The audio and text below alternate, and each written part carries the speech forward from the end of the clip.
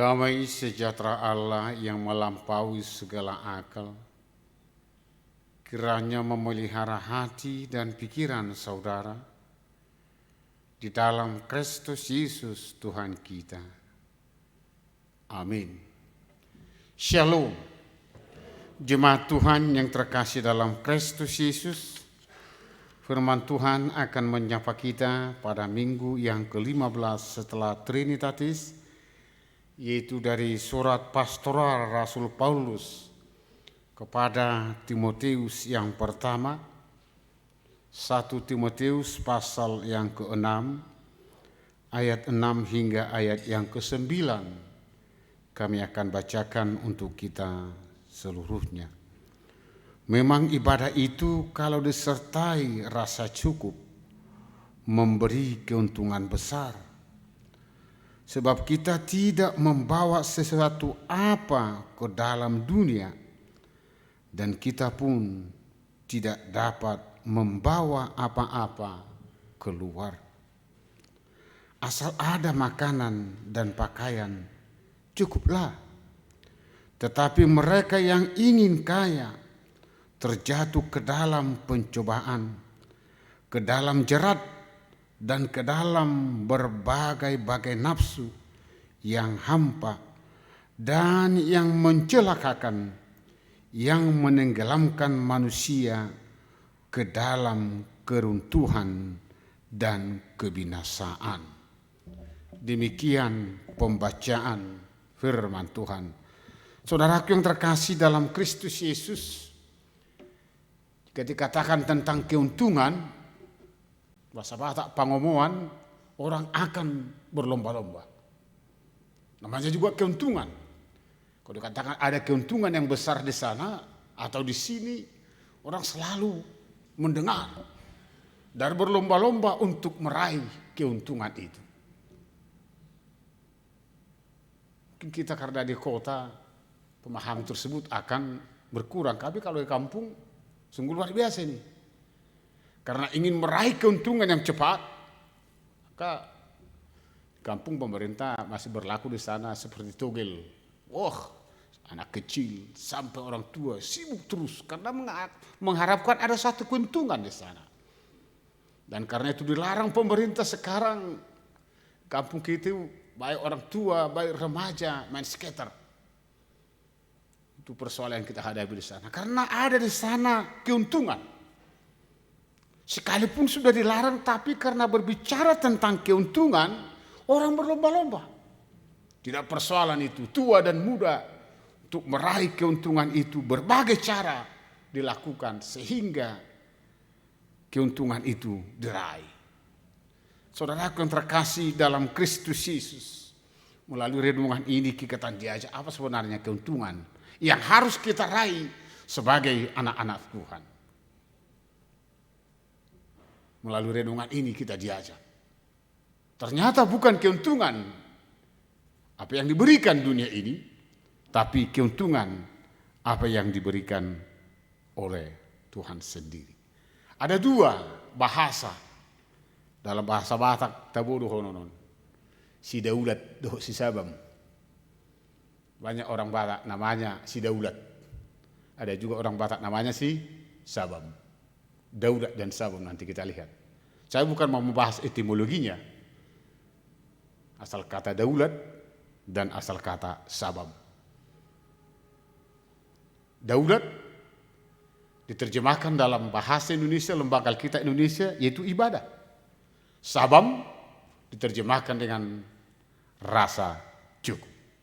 Saudaraku yang terkasih dalam Kristus Yesus, memang ibadah itu kalau disertai rasa cukup memberi keuntungan. Persoalan apa itu ibadah? Itu menarik pertama. Pertanyaan mendasar apa itu ibadah? Maka kita harus kembali melihat surat Rasul Paulus, contohnya kepada jemaat Rom. Saya akan bacakan dulu apa yang tertulis dalam Roma pasal 12. Supaya kita jangan salah mengerti. Ayat 1 kira-kira demikian, ini bunyinya. Karena itu saudara-saudara, demi kemurahan Allah aku menasihatkan kamu supaya kamu mempersembahkan tubuhmu sebagai persembahan yang hidup, yang kudus dan yang berkenan kepada Allah, dan itulah ibadahmu yang sejati. Dan itulah ibadahmu yang sejati. Bagi Paulus mempersembahkan tubuh kita ini kepada Tuhan, itu adalah ibadah yang sejati. Yang lebih kelas lagi dikatakan pada kitab Yakobus contohnya. Kalau kita baca Yakobus pasal 1, ini juga menarik tentang ibadah. Yakobus pasal 1 ayat 27, apa dikatakan Yakobus tentang ibadah? Saya bacakan lagi. Yakobus 1 ayat 27. Ibadah yang murni dan yang tidak bercacat di hadapan Allah Bapa kita ialah mengunjungi yatim piatu dan janda-janda dalam kesesakan mereka dan menjaga supaya dirinya sendiri tidak dicemarkan oleh dunia. Itu ibadah. Dari dua hal tersebut, maka Paulus mengatakan kepada Timotius, jadilah dirimu ibadah di tengah-tengah jemaat yang engkau layani. Jadilah dirimu menjadi ibadah di tengah-tengah jemaat yang engkau layani. Saya tidak mengatakan ketika kita memuji Tuhan, itu salah, tidak. Tapi bagaimana kita menempatkan diri di tengah-tengah masyarakat. Dimanapun saya hadir, dimanapun saya bekerja, apapun profesi saya hadir di sana sebagai ibadah. Ketika kepedulian saya kepada orang-orang yang kecil, di sana ibadah yang sejati itu.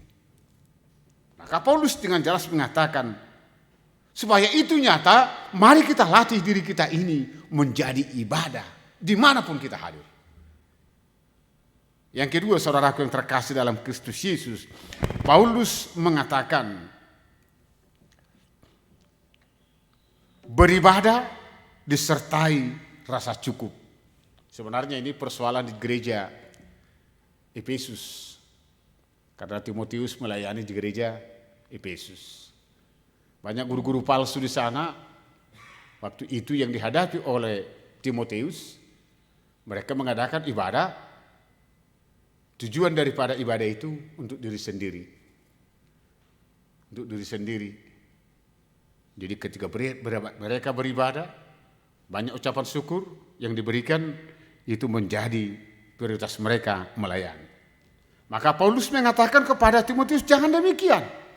Beribadah harus disertai dengan rasa syukur. Kenapa?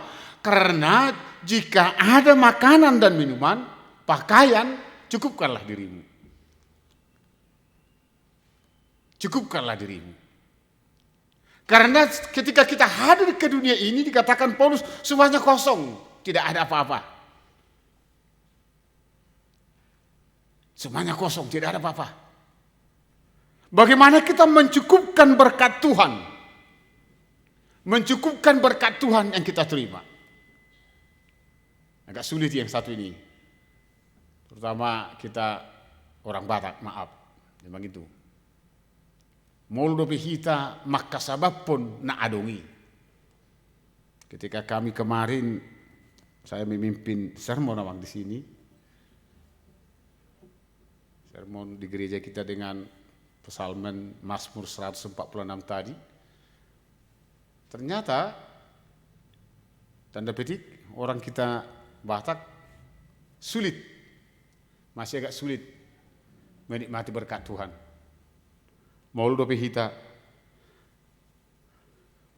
setelah ada sama saya memikirkan apa untuk anakku.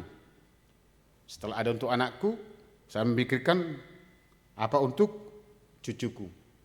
Sehingga kita tidak agak jarang mensyukuri berkat Tuhan. Paulus mengatakan cukupkan dirimu. Ketika kita mencukupkan diri, hanya iman bisa menjawab itu. Mencukupkan diri harus dijawab dengan iman. Jangan mencukupkan diri dijawab dengan keinginan. Sekali lagi, mencukupkan diri harus dijawab dengan iman. Mencukupkan diri tidak boleh dijawab dengan keinginan. Karena keinginan itu sungguh luar biasa. Tapi ketika iman berbicara, sebagaimana dikatakan dalam doa Bapa kami, berikan kami pada hari ini makanan kami yang secukupnya. Itu kebutuhan kita. Bukan keinginan. Orang sekarang berlomba-lomba keinginan tidak. Paulus mengatakan, cukupkan dirimu. Dan itu adalah jawaban daripada imanmu. Mencukupkan diri atas berkat Tuhan. Katakan di sini, puas. Tuhan telah menganugerahkan. Tuhan telah memberikan. Yang ketiga, Rasul Paulus tidak melarang setiap orang Kristen kaya. Tidak. Mari kita lihat sekali lagi pada ayat yang ke-9. Tetapi mereka yang ingin kaya. Ada kata yang ingin kaya. Paulus tidak melarang kita kaya. Tapi yang ingin kaya. Jangan menjadi yang ingin kaya ini menjadi mindset kita ke depan. Asama morau.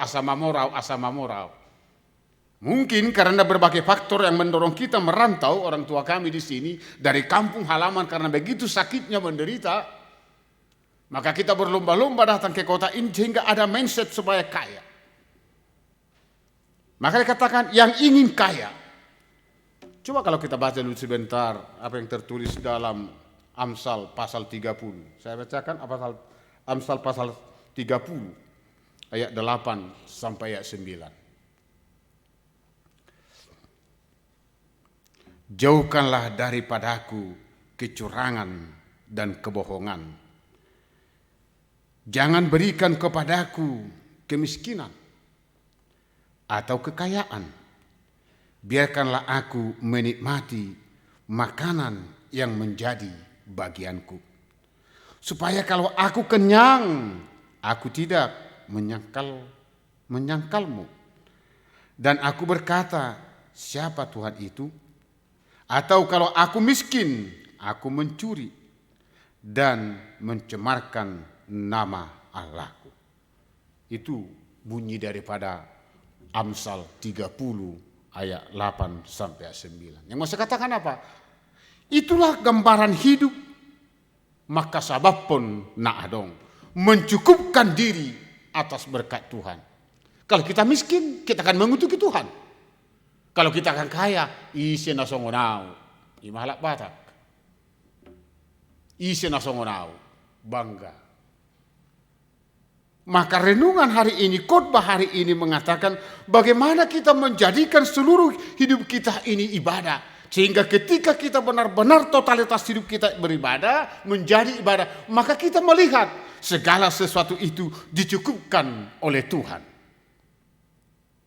Dicukupkan oleh Tuhan. Dan yakinlah, ketika kita dengan iman mengaku bahwa Kristus itu adalah Tuhan yang merajai, yang senantiasa hadir dalam hidup kita, bagi orang Kristen, Tuhan akan mencukupkan kehidupannya. Tuhan akan memberikan, mencukupkan seluruh kehidupan. Tapi imanmu itu harus benar-benar kepada Yesus Kristus. Tuhan akan memberikan yang terbaik. Oleh sebab itu saudaraku yang terkasih dalam Kristus Yesus. Sekali lagi saya tidak mengatakan, firman Tuhan tidak mengatakan kita dilarang menjadi kaya, tidak. Tapi jangan orientasi kita selama hidup ini hanya untuk kaya harta dunia ini. Tapi marilah kita jadikan orientasi kita menjadi dalam hidup ini senantiasa kaya akan kebenaran firman Tuhan. Sehingga di mana saya hadir, saya harus mampu menjadi ibadah yang dapat dibaca, yang dapat dinikmati oleh semua orang. Sehingga ketika Tuhan pun memanggil saya dari ini, ketika saya datang ke dunia ini tidak membawa apa-apa. Tidak ada yang kita bawa. Dan ketika kita pun kembali dari dunia ini ke dalam pangkuan Bapa di surga, tidak akan membawa apa-apa. Apa yang harus kita khawatirkan? Apa yang harus kita khawatirkan? Tidak ada. Oleh sebab itu, sekali lagi, cukupkanlah dirimu dengan berkat Tuhan yang telah kau terima. Amin. Kita berdoa. Allah Bapa di surga, kami bersyukur pagi hari ini ketika Tuhan mengajak kami untuk mencukupkan diri kami dengan berkat-berkat yang telah kami terima. Maka hidup kami ini menjadi ibadah yang benar di hadapan Tuhan. Tolong kami Tuhan, ketika kami diperhadapkan dengan berbagai persoalan di dunia ini, terkadang kami lupa bahwa hidup kami ini adalah ibadah. Terkadang kami larut dengan berbagai persoalan hidup di dunia ini. Bahkan kami ingin meraih, memiliki yang lebih dan lebih lagi, supaya kami mempunyai lebih daripada saudara-saudara kami. Melalui firman-Mu hari ini, kami diingatkan bahwa kami hadir di dunia ini tidak ada membawa apa-apa. Bahkan kembali pun kami dari dunia ini tidak akan membawa apa-apa. Oleh sebab itu kami harus mampu mencukupkan diri kami dengan berkat-berkat Tuhan. Terima kasih buat firman Tuhan. Jadikan firman-Mu ini menjadi pegangan hidup kami. Sehingga dimanapun kami berada, apapun aktivitas kami, hidup kami ini berkenan di hadapan Tuhan. Dalam Kristus Yesus kami berdoa dan mengucap syukur. Amin.